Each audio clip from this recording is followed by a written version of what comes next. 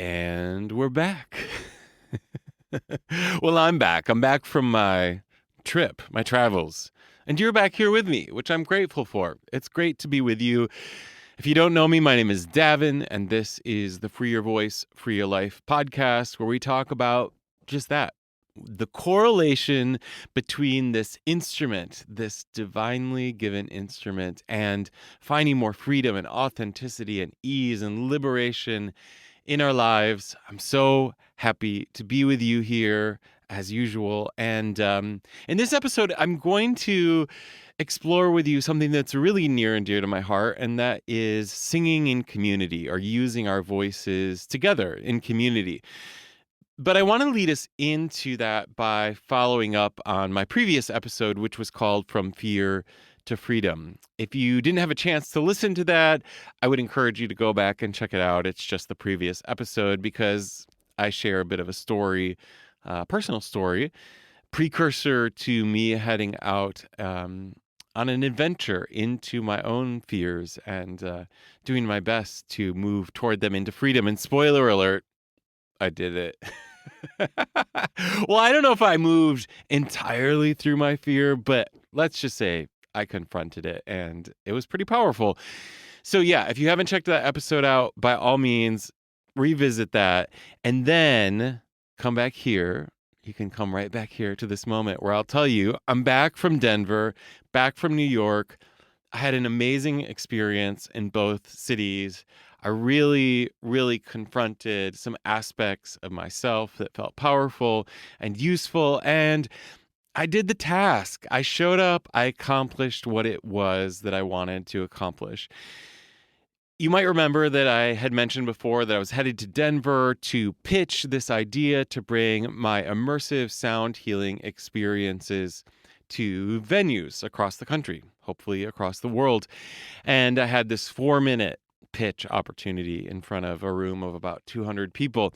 And I don't know if I mentioned, I probably did, but they somehow stuck me very first on the lineup. And so I think now, actually, in hindsight, that was a bit of a blessing because I don't know, there weren't any sort of expectations that had been set. And also, you kind of remember how things get kicked off. And there were a lot of different pitches. So hopefully, because of my position, that gave me a little extra opportunity to stand out. But I want to just tell you that, so this whole notion of trying to get across an idea in an effective, clear way and really speak to something I'm so passionate about in 4 minutes and actually give people a taste of the experience, it was a daunting task. But I was so grateful that I had it, especially prior to my task in New York, because it really did bump me up against my nerves. Like I really sat in preparation for this by the time I had flown to Denver, and there was a whole sort of series of talks that happened before the pitches actually began, before I got to kick things off. And man, my heart was beating fast, my stomach was churning, my breath was inconsistent, like all of the sort of normal physiological fear responses were presenting themselves. And actually, just as a quick side note, I haven't been to Denver in a while, and that altitude stuff, that's for real. That was like really showing up for me with a proper headache and, just some stomach stuff. And I was thinking, like, is this the nerves? But I realized that when I left Denver, it was actually altitude.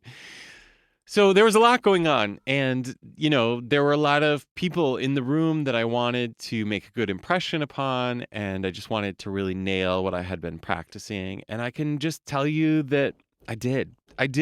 And I did in spite of my nerves. Or actually, let me rephrase that. I did with my nerves.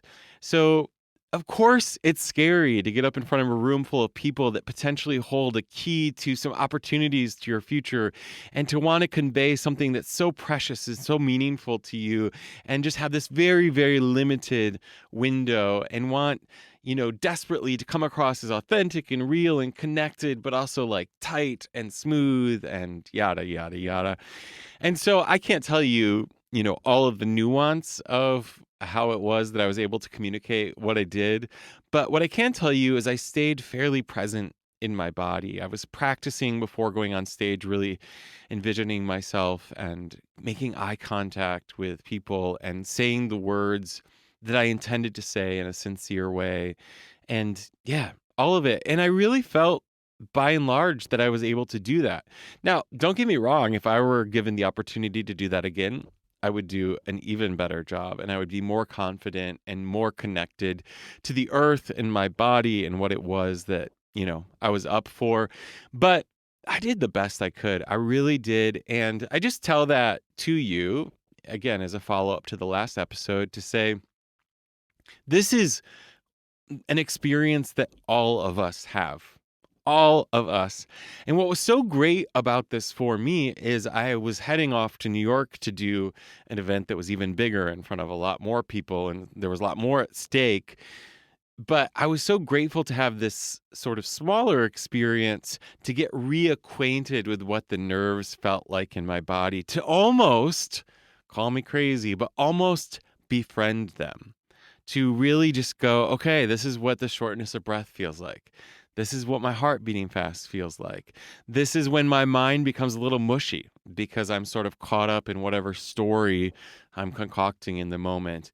Just really examining, and it's the result of years of working on this kind of stuff and working through mindfulness exercises to be able to stay with that. And it doesn't mean it was easy.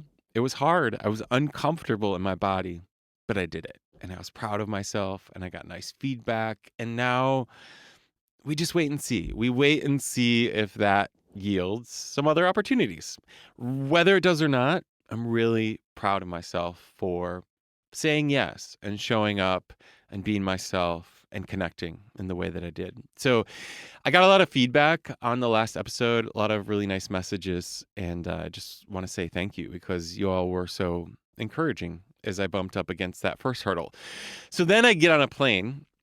Oh, and just for the record, that first thing that I was presenting, the immersive sound experiences, that you can find out more about that at theresetsoundexperience.com. That's theresetsoundexperience.com. But then I got on a plane all the way to New York. The next day, I was going to be standing on the stage at the Koch Theater in Lincoln Center, home of the New York City Ballet. And I was going to be finishing out the first day of a business conference called the World Business Forum. And I shouldn't say I was going to be. I did. Yeah, spoiler alert. I got on stage after, if you're familiar with Simon Sinek, I was able to go on the stage after Simon Sinek, a real guru of leadership, and bring to this audience, this 2,500 person audience, Voxus, which is, you can learn more about it, Voxus Experience, VOXUS experience.com. But it's where I bring improvisational singing to groups, but particularly leadership and corporate and teams and executives. And yeah, just something really quite unconventional to do this. Okay, so here's the real talk on this. It went really well. It went well. I'm really pleased with myself. But I got to tell you about the night before. So I get to New York and I make my way up to Lincoln Center. And I wanted to do a sound check. And most of the people that were going to be on the stage the next day, they were just speaking. And you typically don't do sound checks for that kind of stuff. They just show up a bit before their gig. They go on, they speak, whatever. But I had communicated with the organizers that I would just love like a few minutes on stage to hear my voice because I really wanted to hear what singing in the space was going to be like and the quality of the microphone and et cetera, et cetera.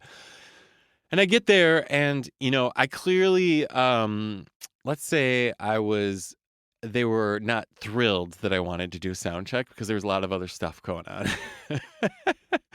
And a younger me maybe would have like just foregone that. But I was like, I know it's important for me to do this sound check. So I was like, you know what? I'm just going to hang out here. And whenever you have 2 minutes, just give me 2 minutes on the stage. So I didn't have to wait very long. And they're like, Davin, come on up. Let's do your thing, whatever you need to do.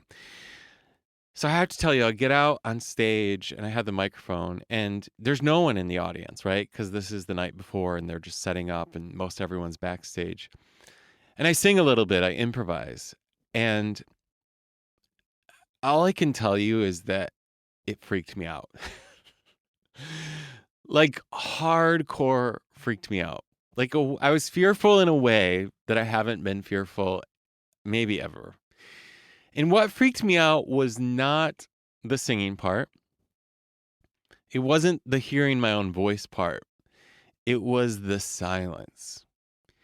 Because the premise of my work is that I come out singing and then I try to get other people. I shouldn't say that anymore. I get other people to sing with me through improvisation. And in that moment, when I sang and the audience was empty and there was silence, I just became intimately aware that there's a chance that people wouldn't meet me with their voices. And so my heart started to beat really fast, and I gave the microphone back to the stagehand. I said, "Thank you, everyone, so much. I'll see you tomorrow." And I go out on the street, and I immediately call my partner, and I'm like, "What the hell am I doing?" His name is Scott. "Scott, what am I doing?" He's like, "What are you talking about?" I was like, this is crazy. Like, who does this? Who stands up in front of 2,500 executives? I mean, stiff folk. God love them, but stiff folk. And sings at them with the expectation that they will sing back. Who does this? Oh, man. He talked me off the edge. We had a really good conversation. He was like, he gave me a good dose of me. And then just to really put myself back on a life raft, I called my friend and she talked me off the edge a little bit more.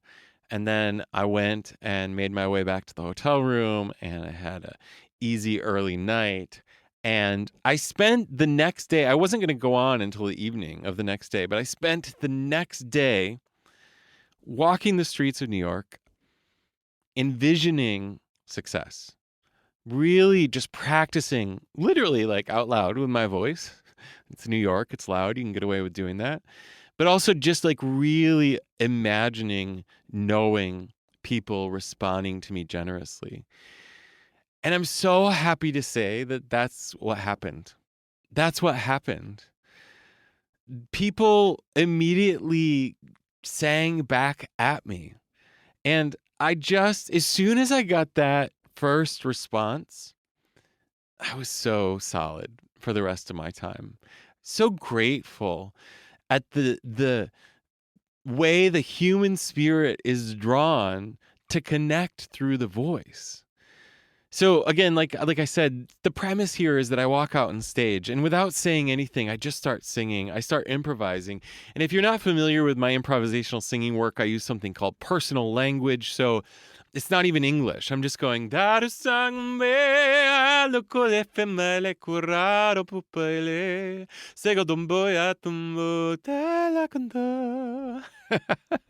it's like that. So people are going, what's going on? What is this? And eventually I find my way into some sort of pattern. And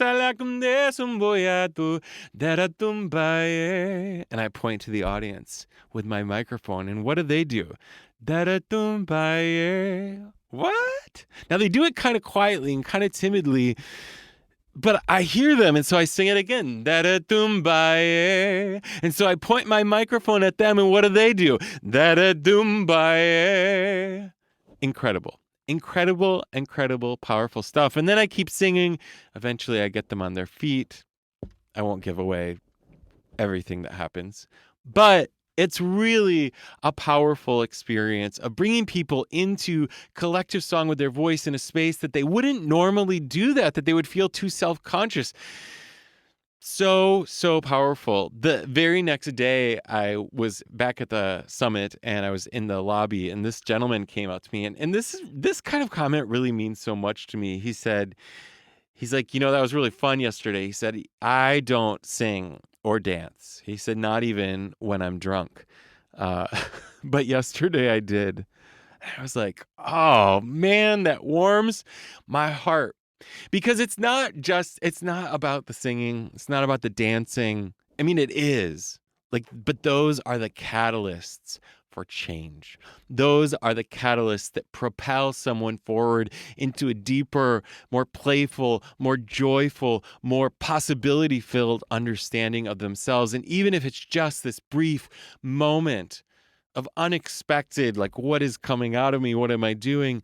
I still believe that can be a linchpin moment for change in someone's life. And that's why I'm so, so passionate about it. One of, one of my favorite things someone said to me the next day, it was a pretty amazing dad joke. And this guy came up to me and he goes, "Hey man, those were the best notes I took all day."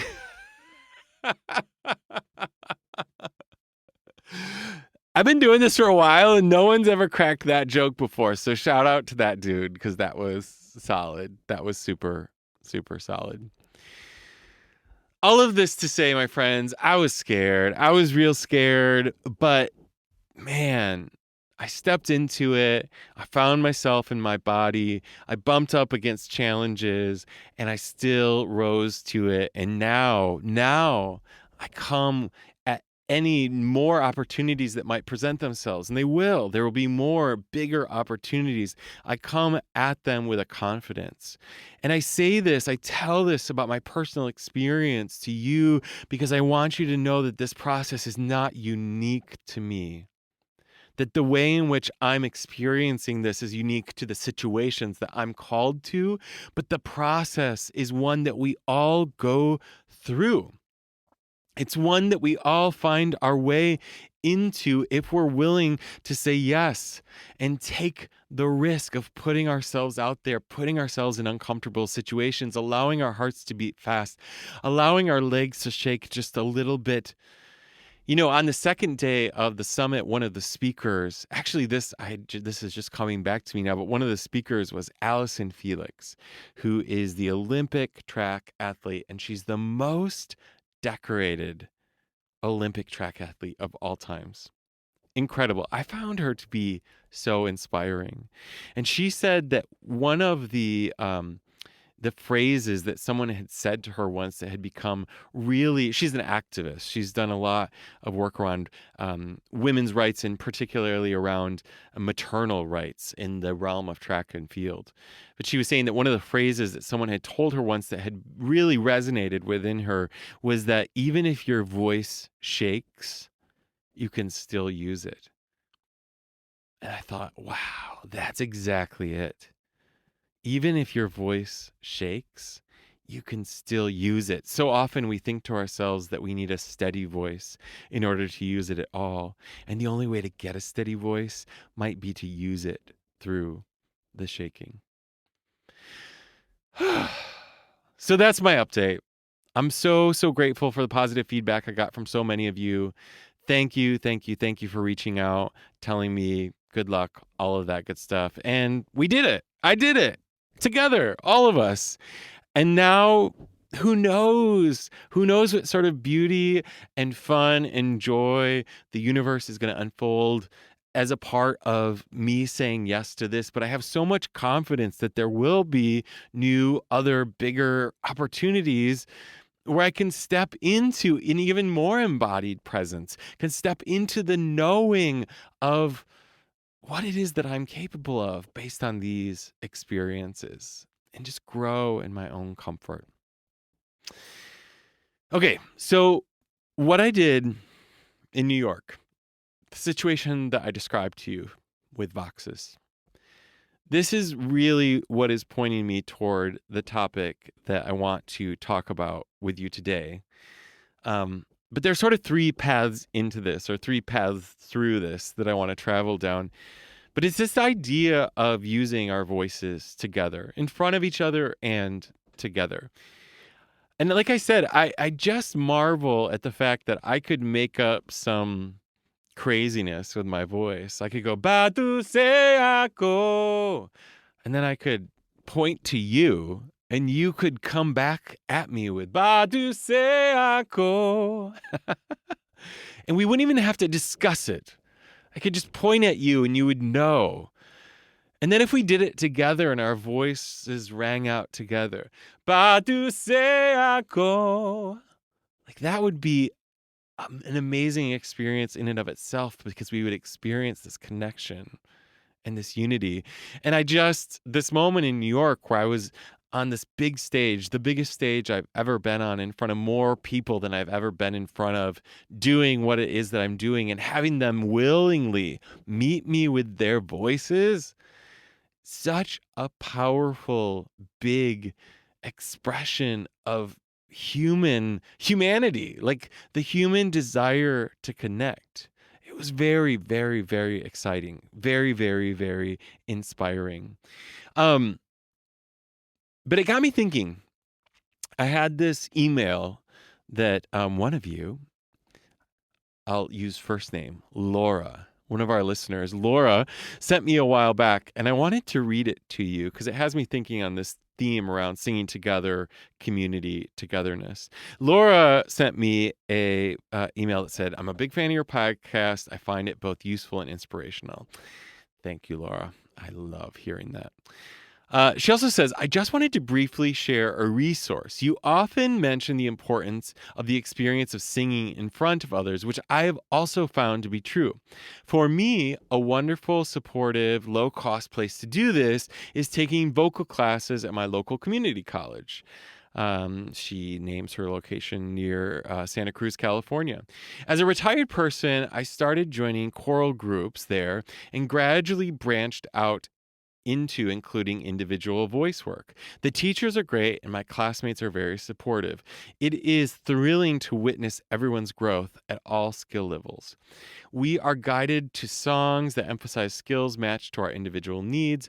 Everyone sings every week and gets coached, and we have public recitals at the end of each semester. It's wonderful to have all these mirrors around who will remind me, remember when you first sang that song and you had trouble with ... Thanks again for your podcast. I look forward to it each week." Thank you, Laura. This email is awesome, and it really speaks to something that is so important. I try to frame this multidimensionally because it is so important that somewhere in your voice journey, you get individual feedback on your voice. Your voice experience is specific to you in terms of the conditioning of your voice and your body, et cetera, et cetera.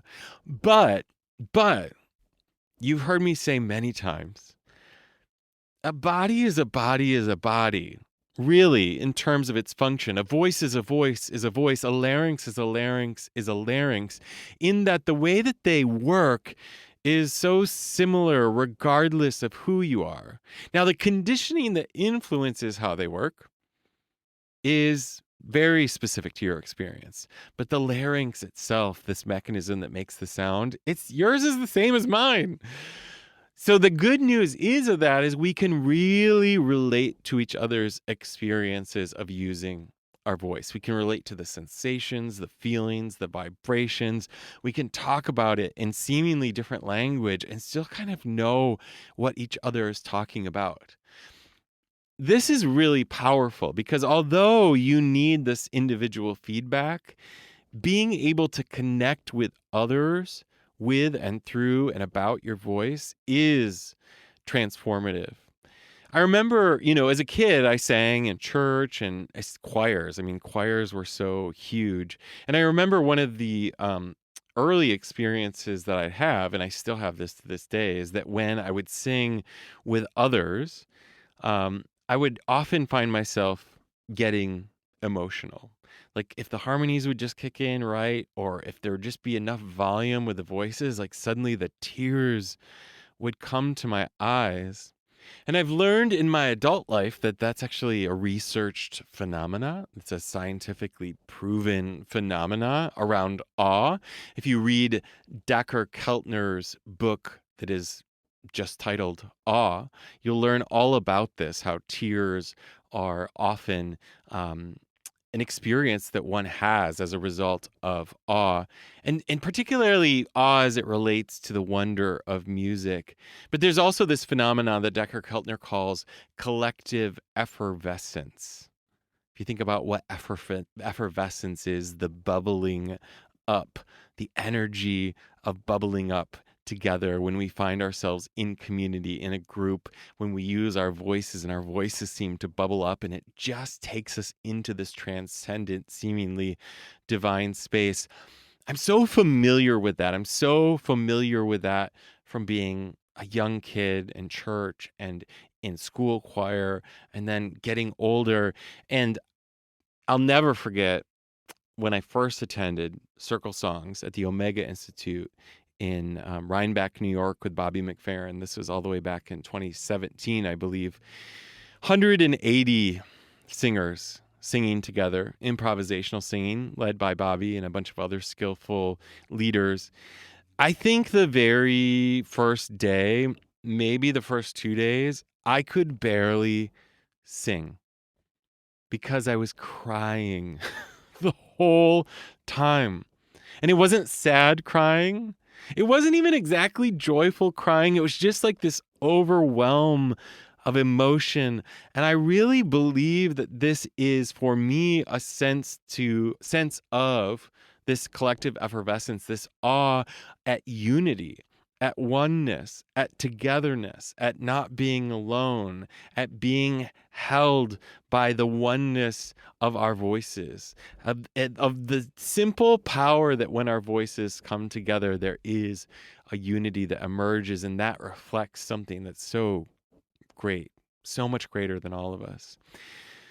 So I say that to say that I've known this experience firsthand for my whole life. And it's one of the reasons that I love improvisational singing and circle singing, because it's a really fast way into that experience. And quick shout out if you're in or around the Chicagoland area, Chicago Circle Singing is happening monthly here in the South Loop of the city. And you can learn more about that at my website or at my Instagram at Davin Youngs. You can find me. Okay, what's the point here? There is this power in all of us reflecting back to each other this essential truth about ourselves. But then if you add into that this aspect of learning and growing and growth, and this is what Laura was really getting at in her email to me, is there's something really powerful about learning and growing and being seen together with others on your voice journey. And so while we need that individual feedback, there's something so special about witnessing others, finding inspiration through that witnessing, and being witnessed and inspiring others through our growth and development and change. In fact, I would argue that your growth, the speed with which you will grow, will increase if you do it not only individually, but also in community. So often we are tempted to do one or the other. Well, I'll just join a choir. And yeah, that can be really, really helpful in transforming your voice. But you're probably missing some of the bits that you need to hear about your individual instrument. And many, many times, people that I work with, they're just doing one-to-one coaching. And while I find that to be, of course, a big part of my livelihood, but I find it to be a really effective path, I also find that eventually when one is only learning and growing in the vacuum of one-to-one coaching, they lose sight of the actual progress that they've made on their journey. My sort of encouragement, or a coach's encouragement, or benchmarker, someone saying, here's where you used to be, those words carry less meaning than the words of a group that hear your growth and nod collectively and go, yeah, that sounds good. I've shared before that a meaningful experience in my life was a very specific masterclass back in 2014 with the teacher Jeannie Levetri. And one of the things that I remember when I started working with Jeannie, and specifically this masterclass, was this experience of her leading a singer, or even leading me, into making a new sound. And the singer reacting with befuddlement, like their face going like, what? What is that? And what was so powerful about this in the masterclass setting is that the audience is nodding vigorously. Again, they're going, yeah, that sounds good. That sounds a lot better. In fact, there's almost this experience as a listener when you hear someone make a new sound that sounds easier and more open and more free. There's almost this experience that the lights get brighter in the room, that something seems to come more alive, that there's a spirit that is present. But what's interesting about that is that many times the singer themselves cannot identify it. They can't feel it.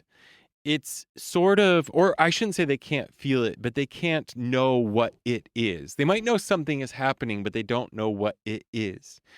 And so the witnesses reflecting back almost add convincing energy toward their willingness to investigate further. So in one-to-one sessions, someone might say, a coach like me might go, yes, that was good. That was good. But as the singer, you're going, I don't know. I think he's crazy. I think he's just blowing smoke up my ass. That's what people say to me all the time. Well, you have to say that. Oh, give me a break. Just for the record, I don't have to say anything. That's generally what I tell people. No, but you're paying me for honesty, really. But I get it. I get it. In the one-to-one space, it can be difficult to really believe the person who's giving you feedback.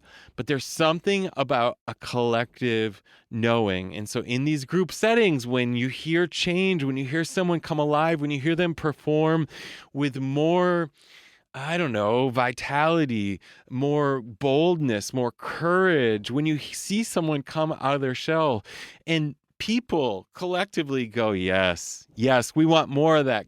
Please keep doing that. Please don't do the old thing. Keep doing that. There's an energy to that. And it's really, really life-giving. It's really, really important. And so Laura's email was actually the perfect tee up to two things. One is just to reflect back to you this experience that I had in New York, where people sang together, and how people who might not typically sing together were willing to do it because of the momentum of the group and because of the human proclivity to respond through connection with the voice. So that's first thing. But then the second thing is to officially announce to you the next cohort of my group voice coaching program, which is called the same name as this podcast, For Your Voice, For Your Life. It's kicking off January 20th, 2024, and I'm stoked. I, for years, felt like my calling was predominantly around coaching with the voice, was to work in the one-to-one space.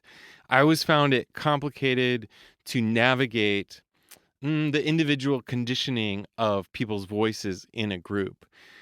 But I've been thinking about it for a long time, like years, and I've been working on it for years. And last year, I finally had the chutzpah to step into offering this program in a way that really reflected the work that I want to do. So that is around functional vocal training. That is around really finding a good solid basis for technique, but also around finding just the interconnection between your voice and the whole of your life, using your voice as a catalyst for change through singing, through songs, through being seen, through performing, through all of it. And so we launched last year. We had our first cohort. It was amazing. We had people from literally all across the country, from LA to Colorado to Chicago to New York. We had someone in Costa Rica. Um, a really, really special, beautiful group of people. They joined together over a series of weeks and they collectively found transformation with their voices. They shared in ways that they hadn't shared before. I mean, people made real significant shifts around their employment and things like that. It was powerful. It was powerful. I will never forget that first cohort because it was such a special experience for me. And I got so much good feedback. I learned so much through that cohort. And so I put a little pause in between that one and launching this one because I really wanted to zero in on how I could make this the best bang for your buck, how I could give this to you at this next go around in a way that feels like so efficient and clear and open and useful and transformative and something that could really catalyze actual change in your life. Like something that could help you sing with more freedom, more authenticity, more ease, and actually help you step into a totally new understanding of yourself. And I'm ready. I'm ready. I'm so ready. So, freeyourvoice.freeyourlife.com. That's where you're going to head. freeyourvoice.freeyourlife.com. It's live. It's open. We open for business. I'm ready for you. It's going to be a really limited number of people. I keep the group small because I'm doing spot coaching throughout each of the sessions. So each of the sessions, they're going to be on Saturday mornings over 6 weeks, 2 hours. Hopefully I've chosen a time that can work with your time zone.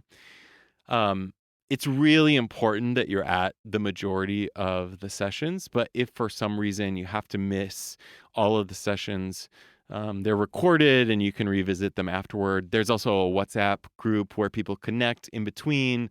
There are writing prompts, there are practice tracks. I mean, it's awesome. And then as a result of purchase, if you purchase your way in, you'll get access to reduced price one-to-one sessions with me. And you'll also get access to my course on breathing and breath for singing and the voice, which is called Inspire. So, yeah, it's going to be good. It's going to be really good. And I think it's the perfect way to kick off the new year. It's, that's the time of year that so many of us are like, okay, I'm going to do the thing. I'm finally going to do the thing. And that's why I've timed it when I've done it, because I want us together in community to do the thing. And I want us to bear witness to one another. And I want us to grow together. And I want us to cheer each other on. So many people commented with the last cohort that they were just really blown away at the vulnerability and the openness that people offered and the generosity of spirit, the kindness.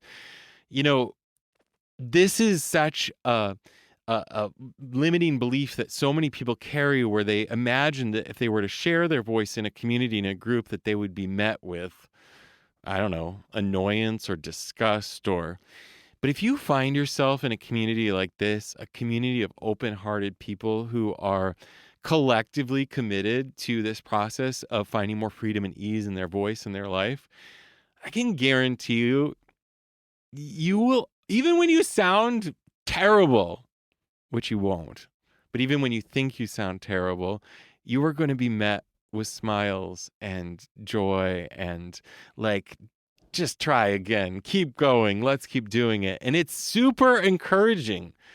And you'll feel this inspiration at hearing the change that occurs in other people's voices. You're going to hear other people make new sounds and you're going to be able to relate to that. You're going to be like, I know that experience. And that is really energy giving, because then you go back on your own and you'd be like, I heard so-and-so. Let's see if I can do that. So it's live, freeyourvoice.freeyourlife.com. Singing together in community, using our voices in community, growing together in community as a real surefire path to growth and transformation and change. And I know that there are going to be a million reasons why you think that you should wait until this gets offered again, yada, yada, yada, time, money, et cetera, et cetera, et cetera. And I would just really encourage you to explore if those stories are true, because generally, if we're hearing that sort of nudge, that urge, it means that the time is now. Like, it's time to sing now. It's time to use your voice now. Do you have a computer? Do you have Zoom? Do you have an open heart? Are you ready to grow? Then let's do it. Like, why not do that, especially with others who are ready as well? I'm ready. This isn't just about me coaching, this is about me growing too. So head on over to freeyourvoice.freeyourlife.com. Check it out. See what you think. Hit me up if you have any questions, concerns, whatever. I think everything you need to know, you'll find answered there. Don't wait to sign up because, like I said, I'm keeping the group small and I don't want you to miss a spot. Okay, my friends, thanks for staying with me on this journey. Thanks for following me and my experience. Thanks for sharing with me and yours. As always, if you are enjoying the podcast, if you would rate it on Apple Podcasts, leave a review, like leave a written review. I know people ask for that all the time, and I hear that all the time, and often I don't, but it really, really, really does help. So I hope you might leave a review. You can just be like, go Davin. Good job. Or you can tell me what you really think. Also, connect with me on social media, on Instagram at Davin Youngs. Find me at davinyoungsvoice.com or freeyourvoice.freeyourlife.com. Yeah, whatever you want, reach out to me. I'd love to connect with you further. That's it for now. Excited to connect with you again soon. Peace.